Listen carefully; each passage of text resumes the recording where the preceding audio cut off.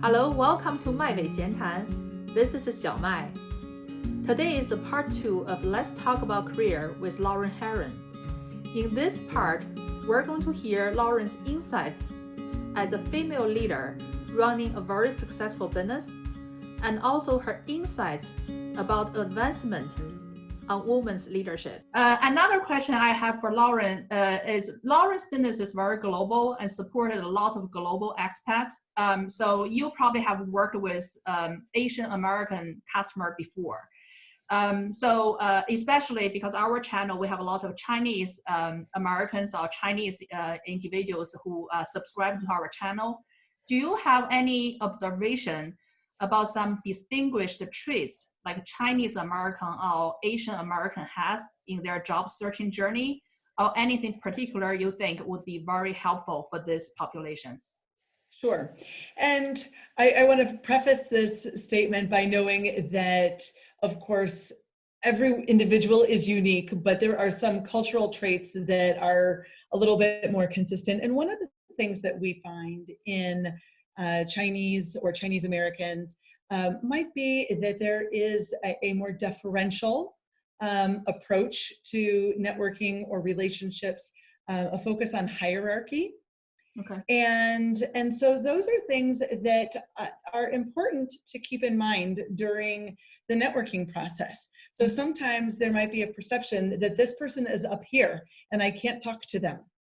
And so but at the same time, by networking with executive level people and by focusing on very strategic relationships, that is very important in the job search. Finding the right way so that you feel authentically comfortable in building a connection with people of influence is very important.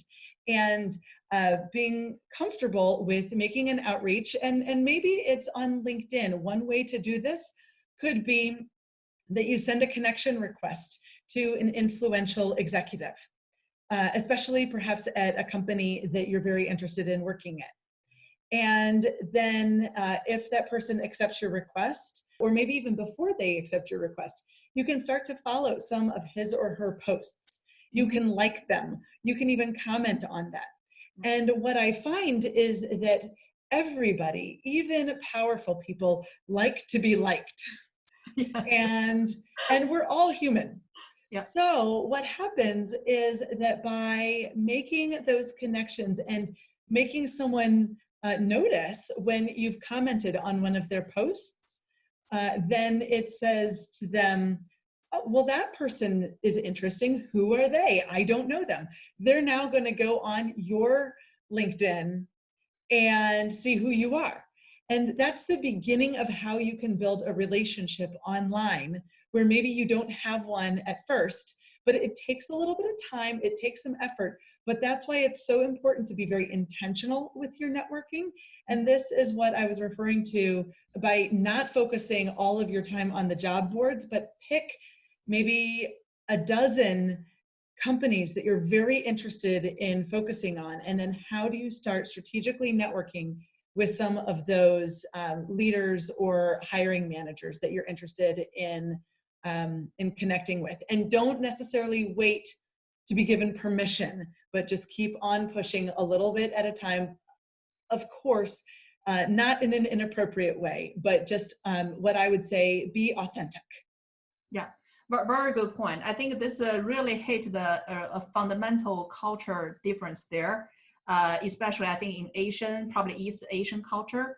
I think that appropriate self-initiated efforts is really key. I think I guess for at least when I started my career in the United States, I was like, oh, can I reach out to someone who is at the extremely senior level? I don't think I'm in that league yet, right? What's the proper way? But I think American culture, on the contrary, is they welcome people to reach out. And nowadays, if I have some very junior professional reaching out to me, expressing the interest, I actually have a lot of great admiration for that, because I understand how difficult to do that, right? To really somehow come across that culture challenge there. And one of the things that I will say also about that is it's very important also if you are in a role and you want to grow at a company.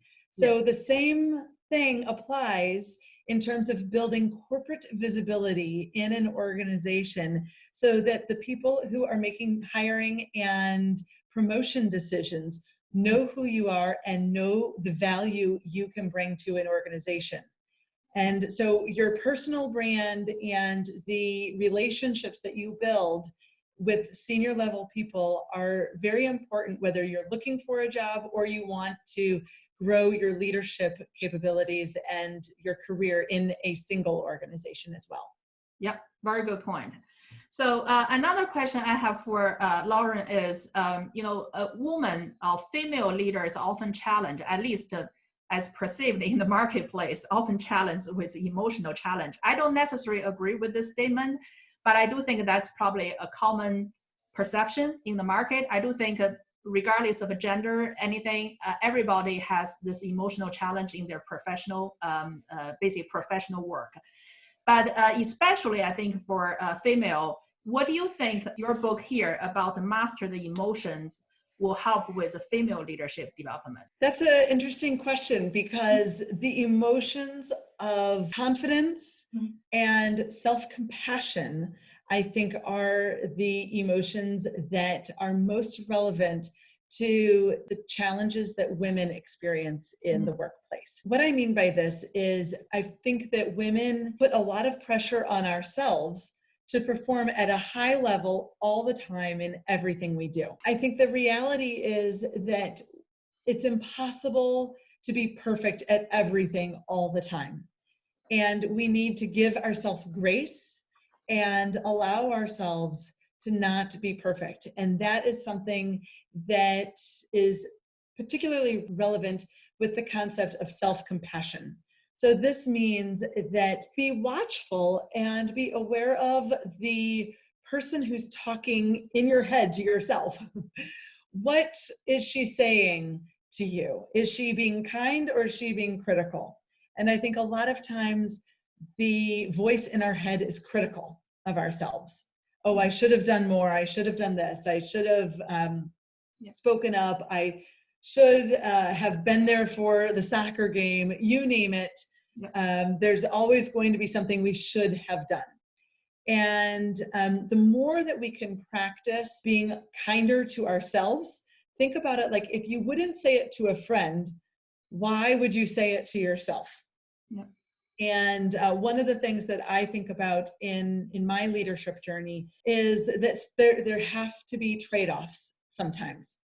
And sometimes the family is going to win and sometimes the business is going to win. But I just have to be mindful of what is the most important right now.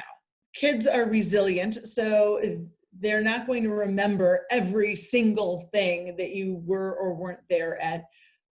But were you there for the things that mattered? And were you there showing support? And then on the flip side, there are going to be some things where absolutely, like this is a make or break situation with the business, with your job.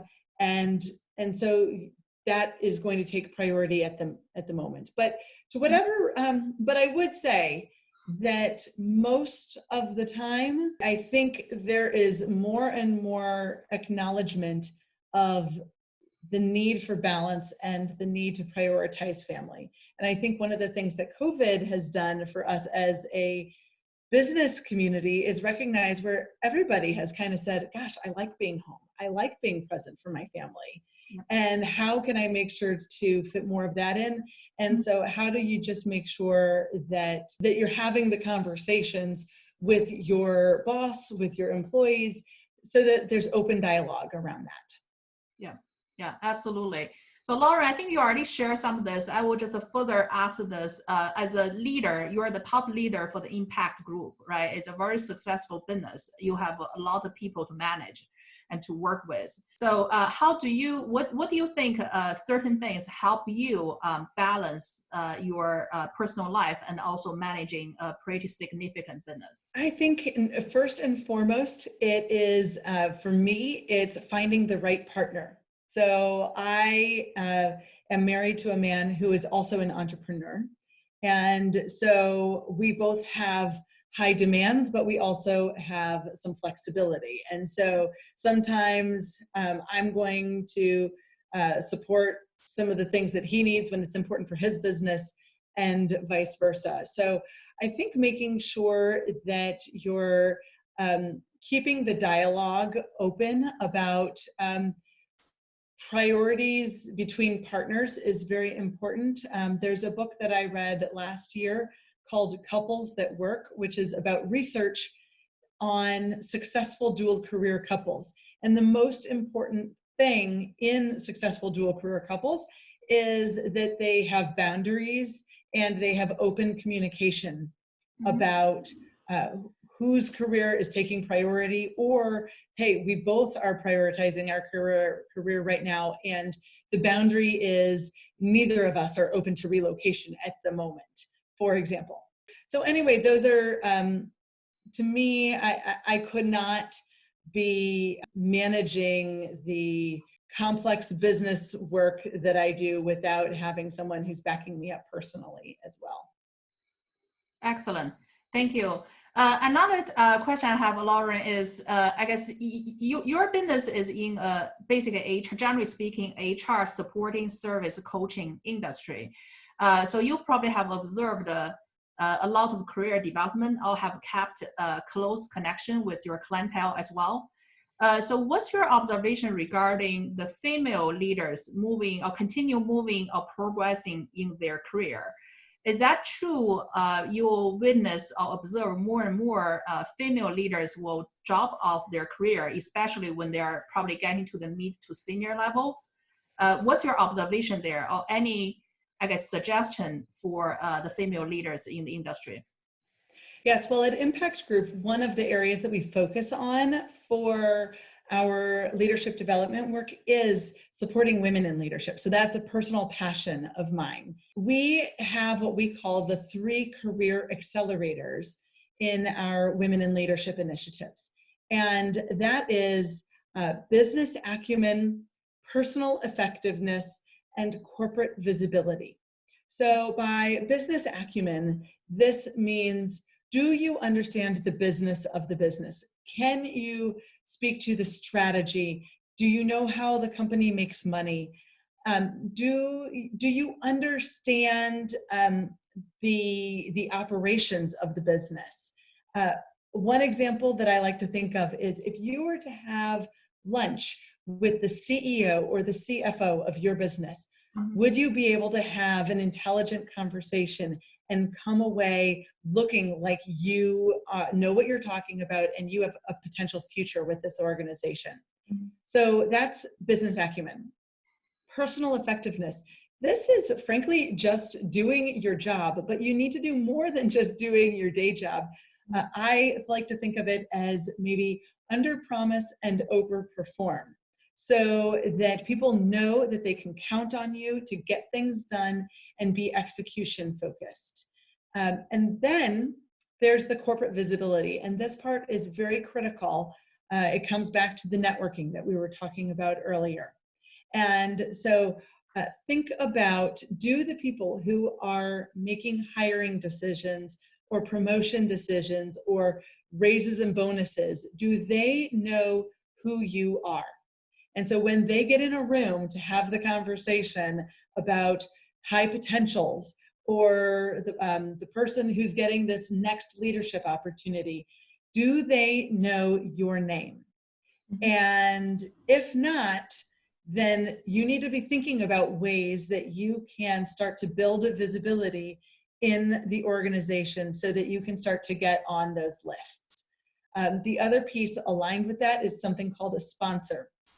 So is there someone in the organization that is willing to maybe even put their name on the line for you, their reputation, by saying, yes, I believe Melody is ready for that next opportunity. Let's give her a shot. And a lot of times, if you're just expecting to be noticed, it's not enough. You need to be more intentional about how you're managing these 3 career accelerators. I really like this model, Lauren, but I think it's also a very natural segue to our next question. So Impact Group have all those framework and tools that can help a lot of business customers. And a lot of female leaders or professionals may think, where I can get those type of help, right? And very fortunately, actually, great news, Lauren will share more with us. She recently started a new business with this customer focus, so directly get to the individual customers in the market. So let's have Lauren talk about this new business venture. Absolutely. So we recently just launched a new division of our company, and it's called Earn Your Worth Careers. So this company is focused on helping women earn their worth while doing work they love. And so this is about how we can take the great services that we have been offering to Fortune 500 companies and their employees, and now bringing that to a retail market where consumers can now take advantage of our amazing coaches that are all over the world, and focus, because of our focus on women leaders as a second generation women-owned business. I wanted to have a special emphasis on going to support women in leadership. And so that's why we're focusing on women. But we are supporting women in career transition, so looking for a new job. And then we're also helping women who are looking for a leadership pathway to accomplish more in their career. So it could be that you just want to grow your leadership capacity through those three levers we were just talking about, the three career accelerators, and getting women to both equality in terms of numbers in leadership as well as pay in leadership as well. Mm-hmm. So we'll have Lauren's new business venture information, Earn Your Worth Career information link also in our channel's description section. So for people who want to know more about this service there and want to leverage that, feel free to check it out. Before we started this video, I did give Lauren a very brief introduction about this 麦尾闲谈 channel. This actually is our first full English delivered content here. So it's still a relatively new channel. So we're working through. Lauren, do you have any expectation for this channel, or probably potentially there might be more collaboration opportunity we may have down the road? I'd love to have more collaboration opportunity. We all know that there is so much opportunity in the U.S.-China relationship in business, and I know that leadership development is particularly burgeoning and growing in China itself as well. So lots of opportunity. Love to stay connected on that. Okay, excellent. So that's really our question today. We're very happy to talk to Lauren. Extremely grateful for her time. And she literally, when I reached out to her saying, hey, can we start working on this? And she literally gave me a yes right away. So we truly appreciate this. And with Lauren's network and her business, I'm sure we'll have more content we can collaborate and bring to our group. So thank you very much, Lauren, for your time. So keep in touch, and I think our audience will love this episode. Thank you so much, Melody. I appreciate it. It's been a pleasure.